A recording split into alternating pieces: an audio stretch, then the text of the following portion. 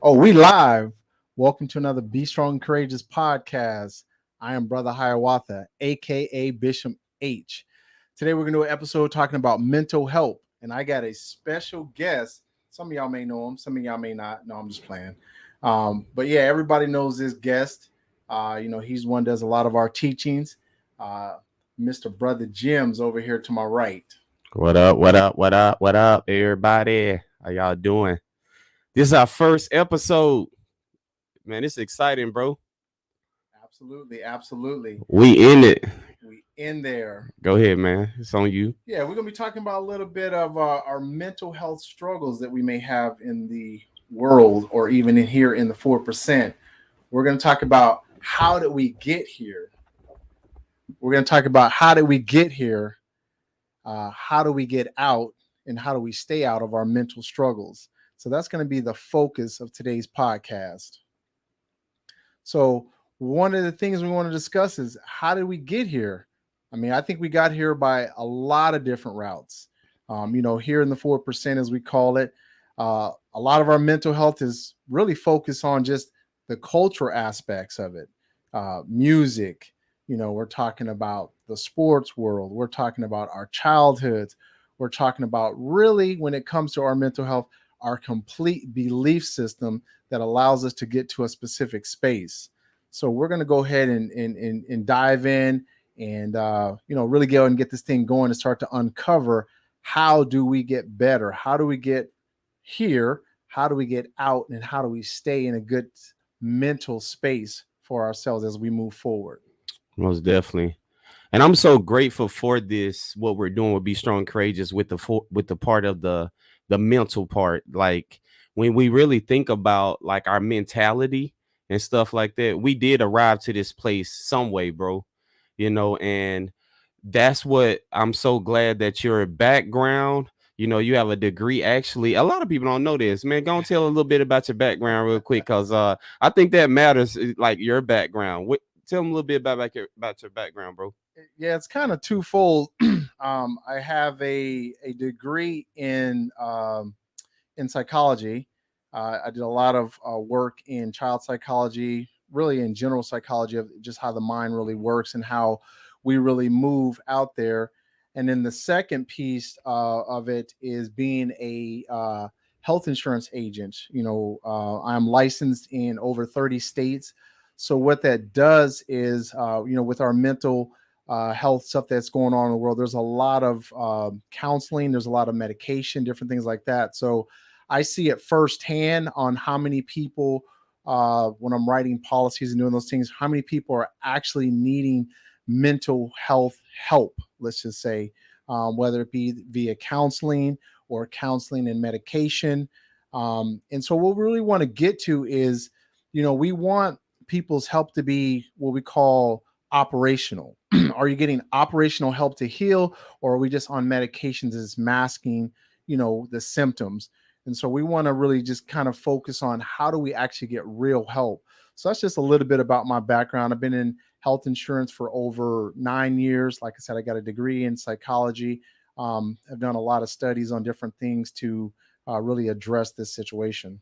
And so for me, I got really excited when we went over like what we was going to be talking about, the how we got here, how we get out, and how we stay out.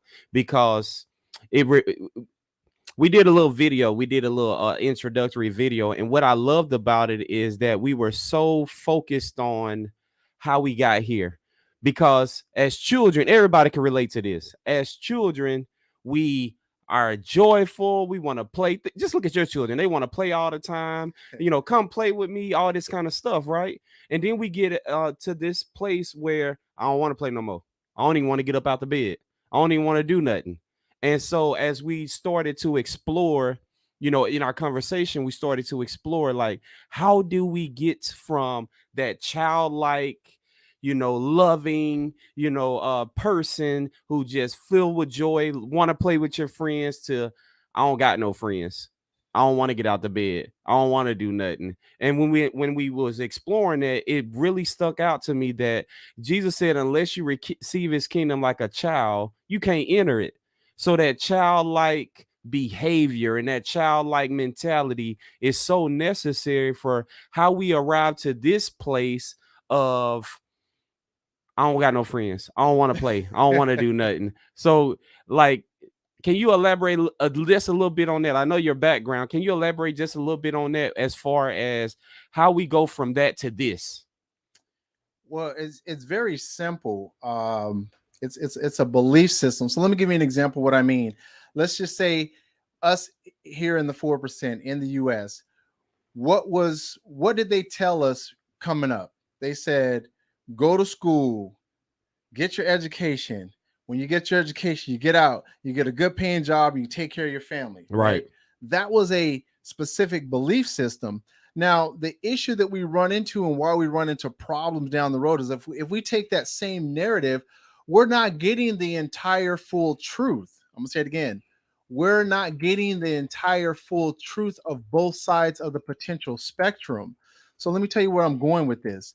So let's just say you do everything that they said you're supposed to do. You're supposed to go to school. You're supposed to good grades. You're supposed to graduate. You're supposed to get your education and go find a good paying job.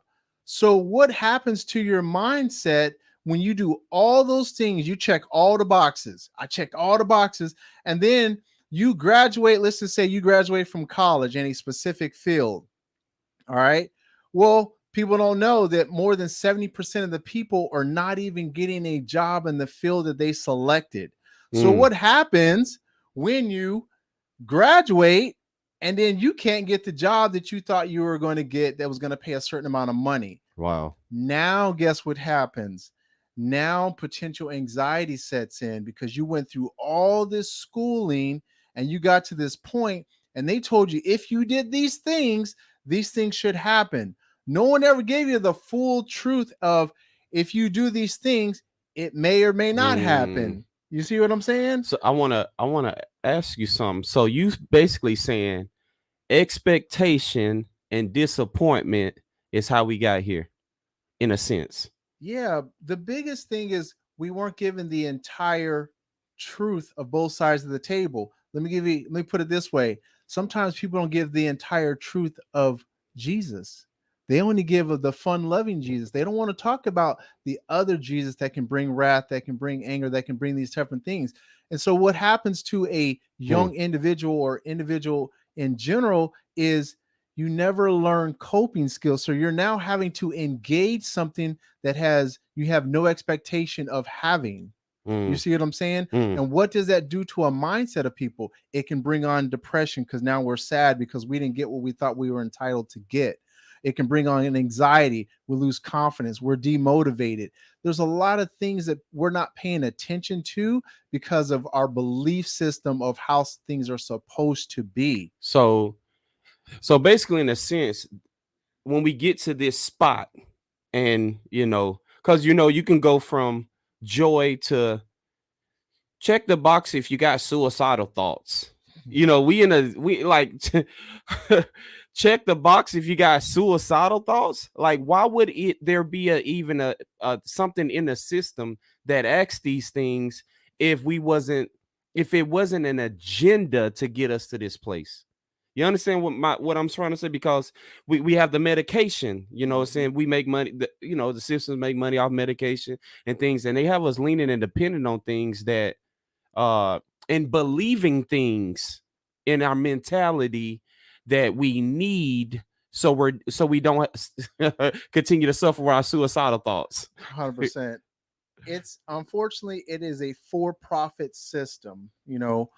One of the reasons why I steered away in my earlier years from really going into clinical psychology is because they weren't doing operational healing of people. So, what I mean by that is when I sit down with an individual and I'm on a phone call and that person's telling me that they've been on anxiety or depression medications for 10 to 15 years, what that lets me know is they don't have an operational way of getting themselves removed from that state of mind. And so Hmm. what that means is that's a for profit for the system, whether it's for your doctor's office, whether it's for your counseling's office. What Jesus did was get us in a place of actual healing, Mm-hmm. you know, And a lot of times, like I said before, we can't get ourselves out of an area and we don't even know how we got there. So I said, like, it's like getting lost and then trying to get yourself back home, but you don't even know how you got lost. And so Hmm. that's really what we want to talk about, is like, how did we even get to the mindset of being lost? Hmm. And it starts with a specific perspective of your situation, which determines, how your mood is and what our belief system is. So once again, like I said, if our belief system is like, oh, we're supposed to do these things and then these things would happen, but nobody ever told us the other side of the table, we could potentially run into problems when we don't get what we expected. Wow. So, bro, check this out. You said something. So, Jesus came into a society that's probably like similar to our society, right? They had doctors. Remember, there was a woman with the issue of blood and all this kind of stuff, and she 100%. couldn't get healing. So, she walked around just dealing with this issue like day after day, month after month, year after year. 100%. So basically what you're trying to say is most of the times we get arrived to these places and we're now dealing with the symptoms of the actual issue. 100%. So anxiety is a symptom, sadness is a symptom, feeling like you don't want to move or do nothing. These are symptoms of not even getting true healing and getting down to the root of it, basically. Exactly. And that's the issue that I had back then. It's even the issue that I have now, is we weren't giving people operational steps of healing. We weren't allowing people to know where their trauma checkpoints are at. The reason why people are carrying stuff they didn't know they were carrying. When I say trauma checkpoints, there's things that can trigger you that really happened to you when you were at 12 and now you're 40. Mm, You see what I'm saying? There's things that happened to you when you were 15. There's experiences you're carrying from different checkpoints in your life that you never got true healing. All that is a culmination of your true mindset that you can carry now when it comes to just your day-to-day lives. And if we don't address those things, you can take whatever medication you want to mask the system or the symptoms, but will you ever truly get the healing to move forward? Because like I mhm. said, in my line of work, I deal with people who've been on prescriptions for 5, 10, 15, 20 years. Now, let's just be frank. I'm not downing being on medication. That's not what I'm here for. But what I'm saying is, when I see a system that has allotted people to be on these prescriptions for a certain period of time and they're not getting healed, that's an issue for me. Right. That's that's a lot of truth in what you said. So we know how we got here, right? The expectations and disappointments. Now let's transition to this place. How we get out, bruh? How we get out of this junk, A bruh? renewing of the mind, a changing of expectation. Oh, changing the expectations. Stop telling everybody that everything is going to be sweet. That's the problem. The problem is we need what? The truth. Yeah. We've always sought truth. What did Jesus give us? The truth. What did he give us? The word, right? Mm, So in our daily lives, we got to be more honest about what comes with this life, with our kids, their true expectation. Stop coddling them, allow them to fail. There's nothing wrong with failure. There's growth in failure. All right. People learn to be resistant in failure. But if you're put into a bubble that says, hey, do all these things and everything's going to be perfect, and then you run into mm, adversity, I'm going to say it again, you run into adversity. If you've never cope with anything, that is going to give you a specific mindset that can transition you into depression, anxiety, feelings of being devalued. There's so many different ways this can go, because we know that the mental health realm is very big. But let's just start at the basics. Renewing of the mind in terms of getting ourselves out of a depressive state, an anxiety state, a feeling of unworthiness. So, how do we start renewing of the mind? It starts with getting a place of truth. mhm, Can you actually handle the truth? Meaning, are you okay going through your full education, getting out, and maybe having to work a different job that pays less than what you were expecting? Are you okay with that? Hmm. You see what I'm saying? And so we got to get ourselves to be okay with not being entitled to something and be able to work through that. Otherwise, we're going to have a mindset that is always going to be like, poor me. Hmm. I deserve this. It's a very fleshly mindset. So, what is helping for us as believers is if we start to take on the word of God and the attributes of Him, we can get away from these fleshy desires of, I deserve this, as opposed to, hey, God, what do you need me to do? So you just said something that caught my attention, and that was the part of, are you okay being disappointed? Mhm. And that reminds me of a Bible verse that talks about contentment. I've had, and I haven't had, but I've learned in every situation to be content. Absolutely. And contentment brings stability in the mind, because when you're not content, think about how all the wrestling and the stuff goes on in your mind. Yep. So it's like that's how you get out of it. The contentment, it's basically what I'm hearing, being content with whatever the situation is that's being thrown at you. 100%.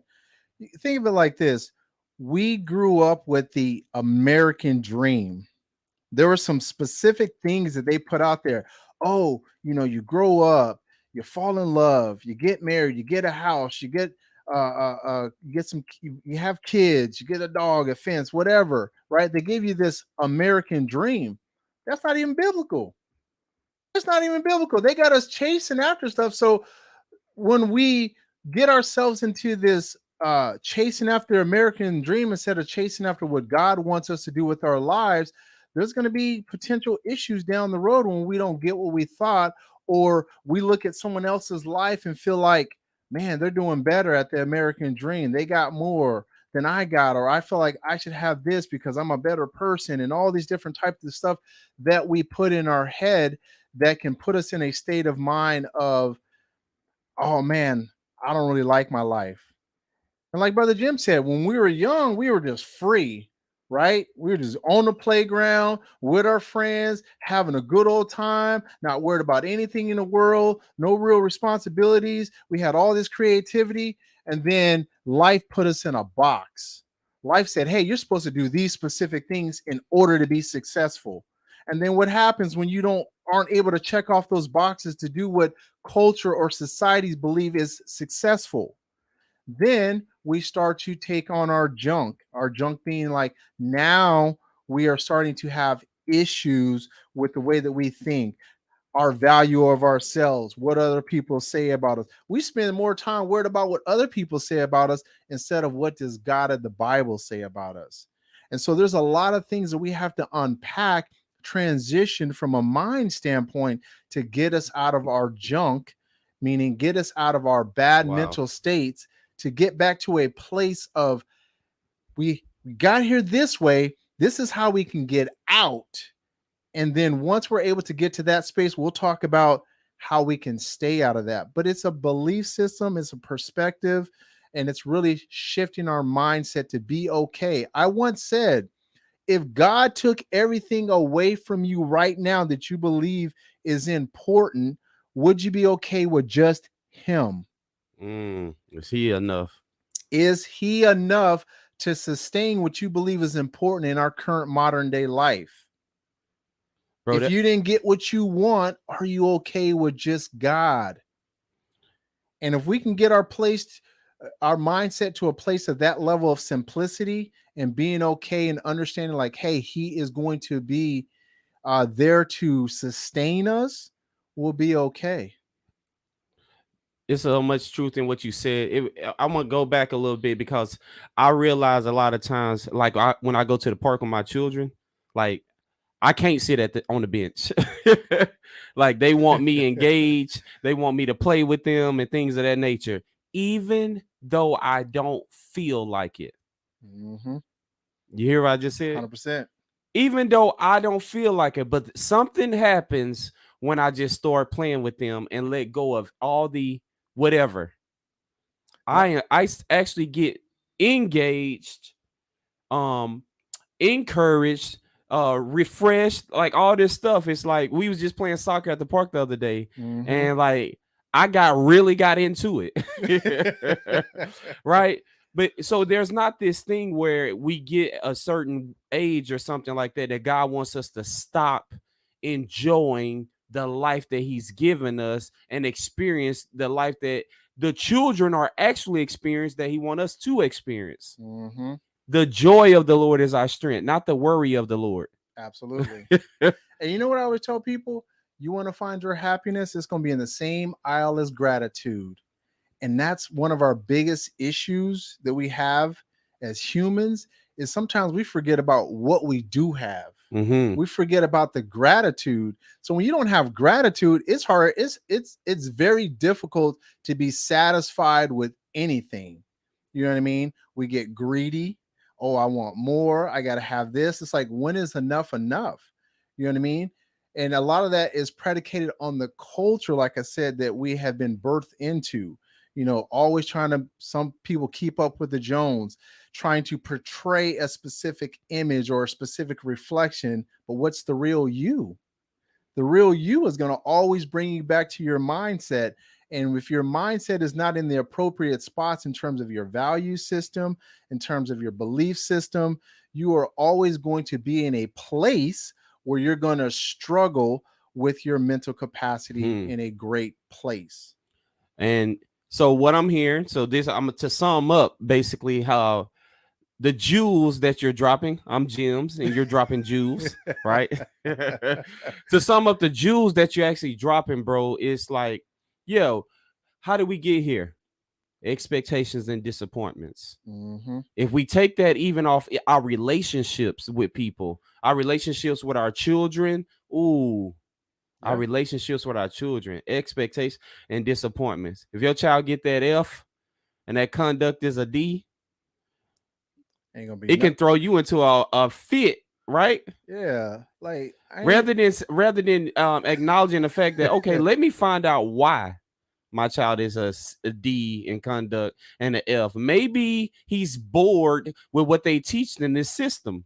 Maybe I need to do something different. You see, or I can just do what I've always been taught, or what happened to me when I got the F and the D and the this and the that.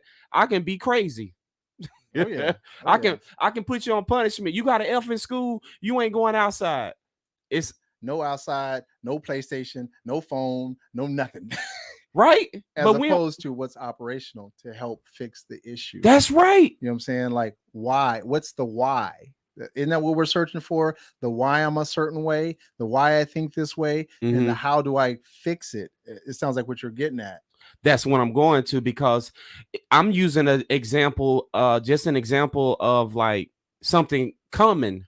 The report cards. It's like, oh, this is what you've been doing in school. Well, maybe I don't like school. Maybe it's boring. Maybe you need to teach me. Maybe you get where I'm going with it. Right, right. But we want to put it on why you ain't doing with this, why you ain't doing with the our mentality keeps getting uh go from one generation to another. The mentality, the way we thinking, it keep going there, and we keep defaulting to those places.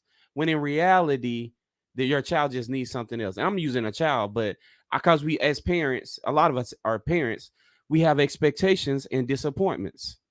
Absolutely, absolutely. You're 100%. You're 100% right on it, because when we don't get what we expect, a lot of us can't take that.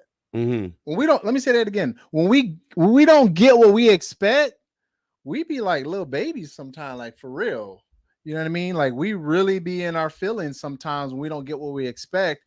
Because I always say this, when you engage in something, you have to be, this is what I try to teach my kids. When you engage in something, you have to be okay with everything that comes with it.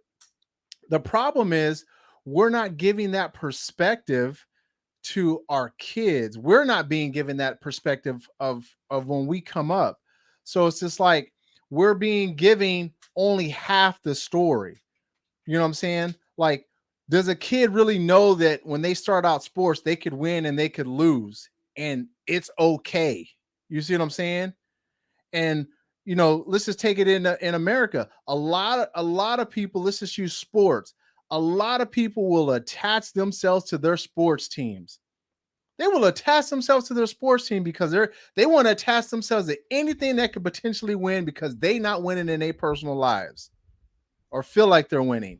And if that team loses on Sunday or Saturday or whatever day that they play on, it mess up their whole week. And that is a mindset and a belief system. And I'm just using sports as an analogy. So imagine when you start to attach those types of belief systems and expectations, and you're out there engaging in things and you don't know everything, you're not willing to take everything or being taught to take everything that comes with it. You see what I'm saying? It's just like you play sports. There's no guarantee you going to the championship. There's no guarantee. But you're going to do all this lifting, all this working out, all this practice. You see where I'm going with this? And so, like, when you don't set an individual up, whether it's a child or an adult, and give them realistic expectations of the full spectrum, what happens on the back end of that is now we default into depression, anxiety, unworthiness, all these other things. And then to really amp that up, we got social media that puts it on a way bigger scale because we believe in all this stuff and we could really draw it all back by just going to the general principles of what Christ taught us, not what culture taught us, what Christ taught us. And when you even think about what you're saying right now, why do people cry when they lose the championship or whatever? Expectations and disappointments. Mm-hmm. It's all of mine. And then you might have somebody else in the locker room who's like, oh, okay, we'll get it done next year. And they can move on and just like that was a game. Yeah. Listen to what I just said. That was a game. Yeah. So I need to say this real quick. On what we're talking about, how we got here, expectations, disappointments, you got to realize a game was being ran on us by the enemy. For sure. So we got to have the mentality as if we lost the championship, but we the type of person who can say, oh, okay, that was a game. Let me get right. Unless you're born again, no one can enter it. You don't become a new creature. You don't have a new mindset. Mm-hmm. So when I think about what we're saying, game has been ran on us. Game has been ran on us, and we got to be that person in the locker room like, okay, next time I got you. I'm on point. I'm discerning everything that's going on. You got to go ahead, bro. No, 100%. And that's why it's so important. If we're truly doing everything for the glory of God, 1 Corinthians 10:31, whatever you do, do it for the glory of God. It'll keep us out of a lot of mental illness stuff, mental health stuff. Whatever you do for the glory. Yeah, because now you're not doing it for yourself. See, what people don't understand is it goes all the way back to Genesis. I said this to Brother Jim's earlier. I said it goes all the way back to Genesis. When the enemy got Eve, what did he attack? He attacked her belief system. What did he tell her? Oh, no, you can go ahead and do that. It'll do. He changed her belief system about what was really going on. You see what I'm saying? Because like I said before, what you think and your belief system is not the same. Because we're going to typically make movements more on our belief system. We think a whole bunch of stuff.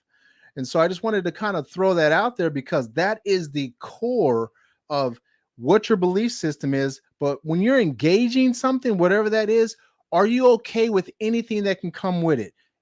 Give you an example. You go out there on the road, you drive. There should be a fundamental expectation that, like, if I drive, I'm going to get to my destination safe. But there's also be a fundamental expectation that if I drive, I could get in an accident. I could catch a flat tire. My car could break down. You have to be able to take all those emotionally on the front end. You have to take all that on the front end before you can really engage what you engage. Because what happens?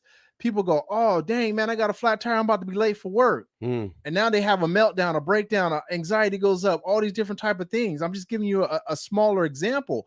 But what I'm saying is we're going through life and engaging in things. We don't know the full ramifications of what actually comes with it.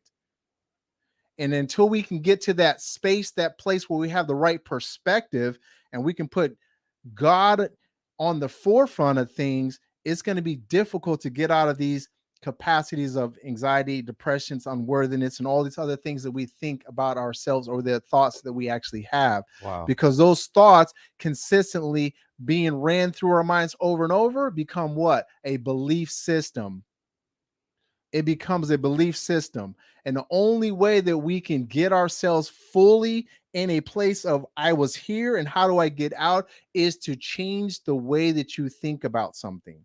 So in a nutshell, because I like how you brought Eve up. Mm-hmm. The enemy was so aware to change what she believed. 100%. Guess where he got that from? God. Yeah. God is so aware of trying to change what we believe. Remember, he brought them out of slavery, right? Yep. He was trying to change the way they thought. Yep. If you let me change the way you think, I can change your whole life. But if you can't let me change the way you think, I can't change nothing in your life. 100%. And so that's where we really need to be on the battlefield when it comes to getting to a place of good mental help and health when it comes to what we're trying to do. Because I always say the biggest battlefield that we ever face is in our own mind. That's it. The biggest battlefield we'll ever face is in our own mind. And so sometimes, unfortunately, because of our cultural experiences, whether it's been through our childhood, music, movies, television, media, whatever it may be, we're in a situation where we've gotten to a point in our life, especially as adults now, that we have to redo a lot of stuff that we learned. Like God's trying to like break all that off. We're like, we got to start over on some stuff. We got to change. Think about what your mindset was like before you became a believer and you got a new truth. You see how different it is? Because the mindset is everything. What's the difference between a person who is poor versus rich? Nothing. A mindset. That's right. There's no special powers. It's just the way that we think. And so our belief system has got to be on the forefront of getting us out of our mental struggles. Man, that's man, thank you, man. This is just the first episode, y'all, man. And I hope y'all got a lot of I'll go back and rewatch it. We're gonna go deeper though. we're gonna get to some scriptures down the road and we're gonna really tie all this together. But I wanted to get that drop in for y'all. Oh yeah, most definitely, because this is just the first, because when we talked about how we get here, when you said that to me, I said, how do we get here? You know, how do we get out? How do we stay out? You know what I'm saying? Because we can get out and go back in. Go right back in. Watch this. Remember Lot's wife got out of the city? Look. She got out. But she didn't want to stay. She in her heart didn't want to stay out though. And understand it like this too. How many times have we gotten out of a specific sin and went back in? Ooh. I'm gonna say it again. Got freedom. How many times have we got free from something and then slid back in? And so it's no different. Everything is parallel. It's no different. How do we get out of sin and not go back in? But how do we get to sin? Yeah. Mindset got us to sin. We sinned with our thoughts before we ever did the actions. That's right. And then we had to get out. But how do we stay out of our junk? The junk, right? It's no different when it comes to our mental health. It's all parallel in terms of process, is what I'm getting at. 100%, bro. I'm so grateful for this mental health series. Y'all look what we got coming up. Ooh. Like so our next, I know the next podcast will be As a Man Thinketh. He is. Ooh, as a man thinketh. We're gonna dig deep into as a man think, as a person. Forget man, as a person, as a woman. It don't as you think, you are. And now we're gonna dig into so how do you currently think? You know what I mean? Like stuff like that. Go ahead, bro. Your life follows your thoughts. Your life follows your thoughts. Your life follows your thoughts. Be careful now. That's why it says take every thought captive. All right. So we're going to get on it though. As a man thinketh, as a person thinketh, they will be. And we're going to bring back the salt and pepper challenge like our brother Raven was talking about the other day. Let's go. Look, hey, bro, you gotta throw that into what you doing, bro. You got to throw the salt and pepper challenge in. I believe we can mix that in. Yeah, we gonna make sure that everyone is accountable, even when no one is there to see you but God himself. That's what we're going to do. we're gonna make you have that checkpoint in your mind when something slip out, like, oh shucks. Yeah. By the end of the week, we're gonna be like, hey, you gotta put a teaspoon every time into the it's gonna be a jar full, a gallon full. What people don't realize is sometimes we are the cause of our own mental health Yeah. issues, struggles, battles, because of what we do, what we engage in. So keep that on the forefront. I want to even add something to what you just said. We don't want to push aside situations, culture, what you grew up in. All these things shape our mind. That's why we're trying to do such a different type of job with our children now. We're trying to do a job that says, I'm aware that hollering, I'm aware that handling stuff the way someone handled it with me is not going to get me the result that God is looking for. 100%. When you look at God, if God was so adamant about beating us up and being loud and uh punishing us, if he was so adamant about that, why is everything geared towards him, us living with him forever?